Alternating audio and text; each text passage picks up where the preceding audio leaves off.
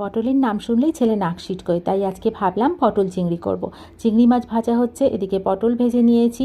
চিংড়ি মাছ ভাজা হয়ে গেলে সেই তেলের মধ্যেই ভেজে নেব কেটে রাখা আলুগুলো ভাজার পর তেলের মধ্যে দিয়ে দেব তেজপাতা, জিরে ফোড়ন আর পেঁয়াজ কুচি।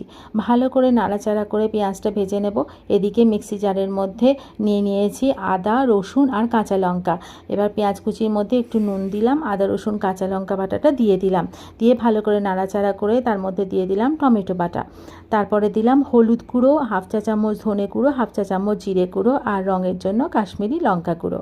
ব্যাস সব কিছু দেওয়ার পরে 10-12টা কাজু বেটে দিয়ে দিলাম তার মধ্যে, আর দিয়েছি একটু নারকেলের দুধ। ভালো করে মশলাগুলোকে কষিয়ে নিয়ে তার মধ্যে আলু পটল চিংড়িটা দিয়ে তার মধ্যে একটু গরম জল দিয়ে ফোটাতে দিতে হবে 10 মিনিট। ব্যাস রেডি হয়ে গেল আমাদের আলু পটল চিংড়ি।